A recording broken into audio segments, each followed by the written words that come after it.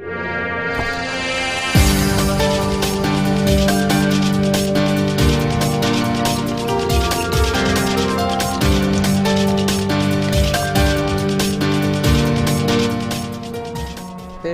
ज्ञान रूपेण नर रूपम कबीर भव।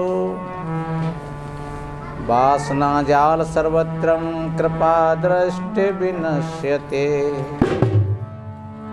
तम कबीरम गुरुं वंदे ज्ञानिनाह्यधिकं भव। जड़ अध्यास महाबंधं बोध ज्ञान विमुच्यते। गुरु सुवर्ण के पद कमल बंदों बारंबार। जिन बतलायो भेद सब पर खायो पद सा।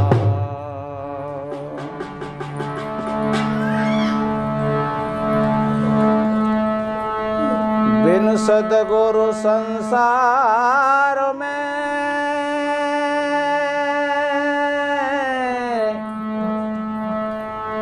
सुख नहीं पावे कोई। अमृत सुख जब ही मिले सद्गुरु कृपा हो। अमृत सुख जब ही मिले सद्गुरु कृपा हो। विश्व वंदनीय संत सम्राट सद्गुरु कबीर देव, मुदमंगल में संत समाज, सभी धर्म प्रेमी सज्जन, शक्ति स्वरूपाएं माताएं और बहन, छोटे छोटे बच्चे एवं बच्चियां। अब देखिए, ये 9 देवियों के दिन हैं। सब जगह माता धरी हैं। फिर भी यह साल थोड़ा सा ने का जा लॉकडाउन की वजह से थोड़ी सी भय है। अन्यथा ये 9 दिन दे दे दे दे दे दे दे दे दे दे दे दे भाई बहन पी पी करके नशा कर करके नाचते हैं। लेकिन वास्तव में ये 9 देवियों की बात ये समझ में आ जाए तो ये 9 शक्ति हमारे पास में भी है। ये 9 शक्ति ये हमारे पास में भी है। ये देखने की ये ज्योति शक्ति है, ये सुनने की श्रवण शक्ति है, ये जिव्या ये रसना शक्ति है, ये नासिका ये गान शक्ति है, ये त्वचा है ये स्पर्श शक्ति है, मन है वो संकल्प शक्ति है, बुद्धि है वो विवेक शक्ति है, चित्त है वो खोज करने की अनुसंधान करने की शक्ति है। तो इसलिए मेरे भाई बहनों, ये 9 शक्ति जब जागृत हो जाए, इनमें सम्यकता आ जाए तो समझ लेना कि फिर आपकी 9 देवी ये 9 दिना की नहीं रहेंगी, फिर आपकी 9 देवी आपके जीवन की पूरी उतरती चली जाएगी। आपके जीवन में ही आ जाएंगी 9 देवी।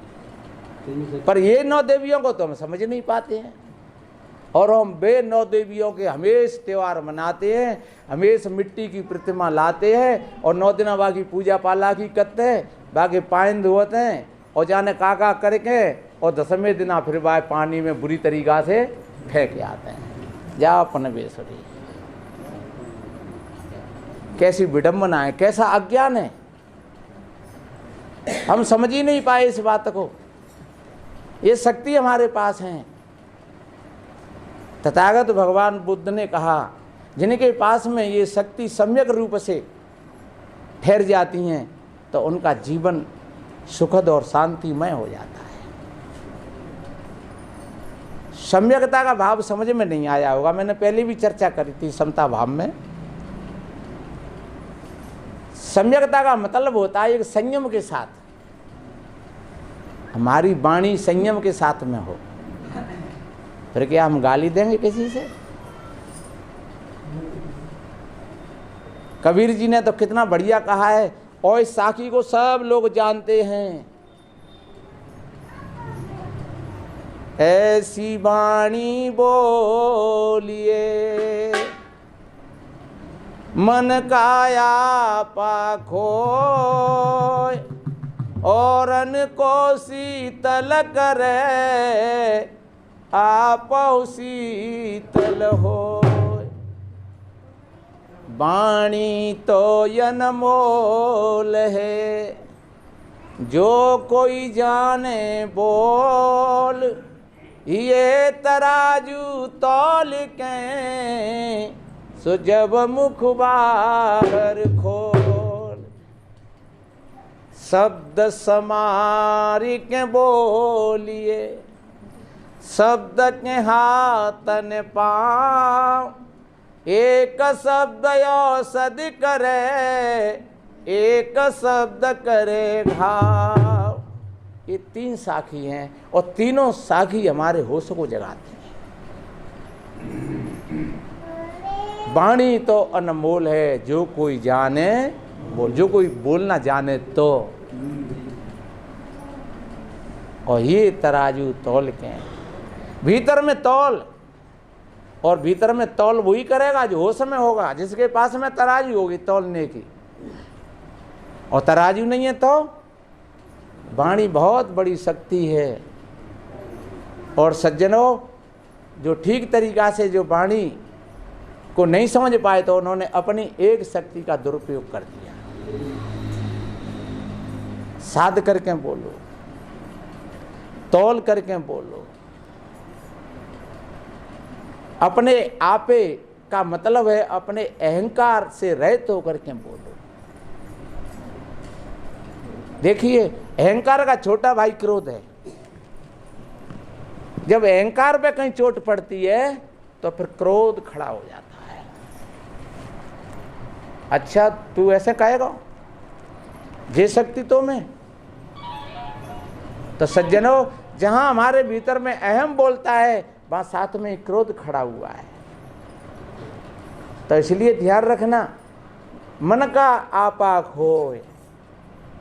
जो अपने अंदर में जो अहम है, जो अहंकार है, चाहे वो पद का हो, प्रतिष्ठा का हो, बड़म्पन का हो, जाति समाज का हो, किसी प्रकार का अगर अहंकार है तो वो तुमको तौल नहीं करने देगा।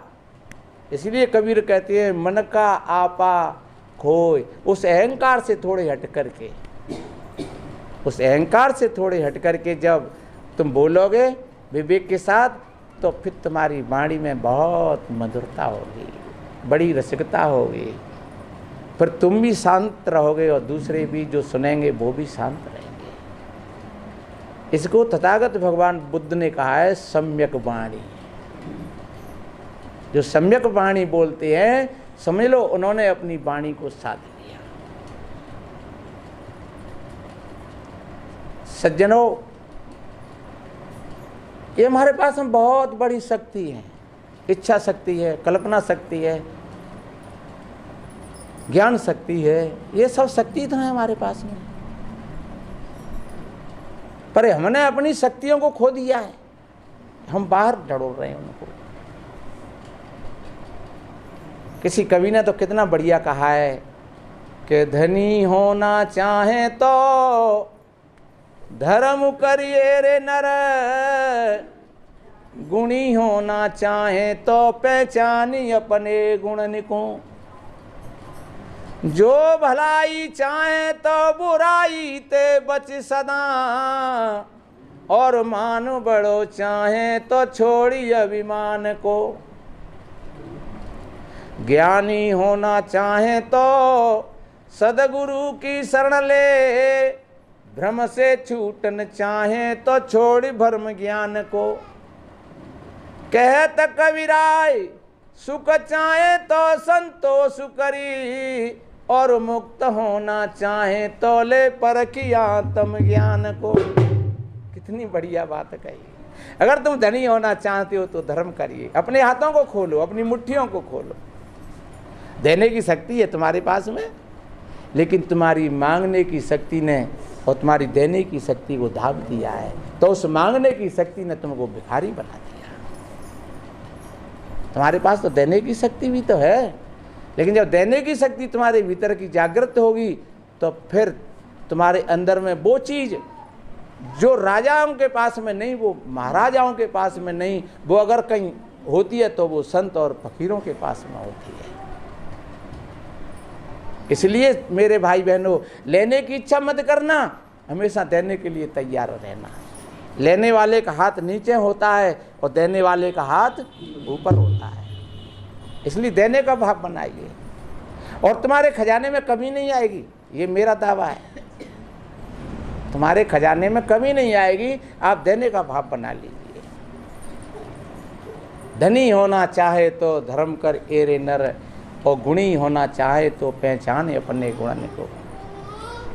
प्रत्येक भाई बहन का हृदय हजारों नहीं लाखों प्रतिभाओं से भरा हुआ है, जिनको मीरा, मंदालसा, गार्गी, सीता, सावित्री, अनुसुईया, जिनको महादेवी कहते हैं, जिनको हम महापुरुष कहते हैं, तथागत बुद्ध, कबीर, महावीर, वो सारी की सारी शक्तियाँ का पुंज तुम्हारे भीतर में भी है। तुम क्यों कंगाल बने बैठे हो? खोलो तो सही अपने खजाने को, किसी सदगुरु से लो चाबी अपने खजाने की, और देखिए जिस चीज़ के लिए तुम बाहर भटक रहे हो, तुम जाकर के कई मंदिरों में पहुँचे, मस्जिदों में पहुँचे, तीर्थों में गए, वो शक्ति तो तुम्हारे पास में ही थी। कबीर तो कहते हैं, मुझे सुन सुने आवे हाँसी, जल बीच मीन रहे प्यासी रे, मुझे सुन सुने आवे हाँसी। आत्म ज्ञान बिना नर भटके, और कोई मथुरा कोई काशी रे, मुझे सुन सुने आवे हाँसी, जल बीच मीन रहे प्यासी रे। अरे तुम्हारा खजाना तुम्हारे पास है और तुम बाहर भटके रहे हो अपने खजाने के लिए। इसलिए संत जगाते हैं, जागो मेरे भाई बहनों, अपनी वाणी में संयमकता लाओ, अपनी दृष्टि में सम्यकता लाओ, देखने की दृष्टि, देखने की दृष्टि में जब सम्यकता होती है तो कैसे भाव से देखता है कि मात्रवत परदारेषु परद्रव्येषु लोष्टवत आत्मवत सर्वभूतानि सा असि पंडिता। उसको सच्चे अर्थों में पंडित कहा है, जो वास्तव में दूसरी स्त्री को अपनी बहन और बेटी और माँ के समान देखता है, जो दूसरे के धन को मिट्टी और पत्थर के समान देखता है, जो समस्त जीवों को अपनी आत्मा के समान देखता है, सा असि पंडिता, सच्चे अर्थों में उसको पंडित कहा है। पंडित कोई जाति नहीं है, पंडित कोई तिलक लगाने से नहीं कहा जाता है, पंडित कोई कंठी और मालाओं से नहीं कहा जाता है। पंडित का अर्थ ही है जिसकी सोती हुई प्रज्ञा जागृत हो गई हो, जिसकी बुद्धि का विवेक प्रबल हो गया हो, सा असि पंडिता, उसको पंडित कहते हैं। पर वो कहाँ है? वो तुम्हारे भीतर तो है, तुम देखो आँख खोल करके। तो दृष्टि में सम्यकता और बुद्धि में सम्यकता, वाणी में सम्यकता, सुनने में सम्यकता, किसी भी भोजन में सम्यकता, जब जीवन में सम्यकता आ जाती है, समता आ जाती है, तो बस जीवन सुखद बन जाता है, शांति में बन जाता है। फिर चाहे कोई भी चीज़ मिले, उसको मिल जाए तो बहुत अच्छी बात है, अगर नहीं मिले तब भी कोई बात नहीं है। खजाना मिल जाए कोई बात नहीं है, नहीं मिले कोई बात नहीं है। संतान हो बहुत अच्छी बात है, अगर नहीं है तो कोई बात नहीं है। कोठी कार बंगला हो तो अच्छी बात है, नहीं है तो कोई बात नहीं है, क्योंकि तुम्हारी शांति कोठी कार बंगलाओं में नहीं थी, तुम्हारी शांति पद और प्रतिष्ठा में नहीं थी, तुम्हारी शांति बेटी और बेटा, नाती और पंथियों में नहीं थी। अगर नाती और पंथी और बेटाओं में अगर कोई शांति खो जाए तो पूछ लेना किसी से, ताकि ज़्यादा बेटा हो, नाती पंथी हो, उनसे पूछ लेना जा करके, ज़्यादा बहू हो उनसे पूछ लेना जा करके, कहो तुम्हें मिल गया खजाना पूरा का पूरा, तब वो कहेगा भैया मैं तो बहुत परेशान हूँ, हे भगवान जिनते कब पीछे छूट जाए मेरा, जिनने तो मेरी कहानी बनाए दी पेरे पेरे गए। अगर वास्तव में पद प्रतिष्ठा से शांति मिले तो उन पदिष्ट लोगों को पूछ लेना। अगर रूप और सौंदर्य से शांति मिले तो किसी रूपवान भाई बहनों को पूछ लेना, अगर किसी जाति और समाज से शांति मिले तो किसी उच्च वर्ण के व्यक्ति से पूछ लेना, कहो तुम संतुष्ट हो। तो मेरे भाई बहनों, वास्तव में शांति का तो खजाना तुम्हारे भीतर में है। जब तुमको अपने रूप का बोध हो जाए, अपनी शक्तियों का बोध हो जाए, फिर तुम्हारे व्यवहार में भी मधुरता बरसेगी, अमृत बरसेगा। तुम्हारी सम्यक वाणी अमृत है, तुम्हारी सम्यक दृष्टि अमृत है, तुम्हारा सम्यक संकल्प अमृत है, सम्यक ज्ञान अमृत है, और तुम्हारे पूरे जीवन की सम्यक शक्ति अमृत है। भीतर में अमृत है, और जब अमृत के आधार से कोई चीज़ बाहर आएगी गुजरती भई, क्यों आप विचार करिए, बाहर में कहीं लपट चल रही हो, कहीं आग लगी रही हो, और उस आग से कहीं कोई हवा गुजरती आ रही है, तो वो हवा कैसी आएगी? वो गर्म आएगी, क्योंकि उधर में लपट लगी हुई है, आग लगी हुई है। उस आग से जो हवा गुजरती हुई आ रही है, तो वो कहते हैं भैया बहुत बड़ी गर्म हवा है। और अगर कहीं किसी हिमालय की तरफ से कोई हवा आ रही हो, बर्फ से शीतलता से गुजरती हुई, तो कैसी हवा लगेगी? ठंडी ठंडी हवा लग रही है। तो सज्जनों, जब हमारे भीतर में वास्तव में ये अमृत है, अरे अमृत चेतन को कहते हैं, अमृत आत्मा को कहते हैं, और जब उस अमृत चेतन से, उस अमृत आत्मा से कोई चीज़ गुजर करके आती है, चाहे फिर वो वाणी हो, चाहे वो देखने की कला हो, चाहे कोई भी चीज़ हो, वहाँ से जो चीज़ गुजर करके आएगी, तो वो तो एकदम तुमको फिर ठंडाई कर देगी, अमृतमय ही कर देगी। तो इसलिए हमको हमारे अंदर में वो अमृत कला आ जाए।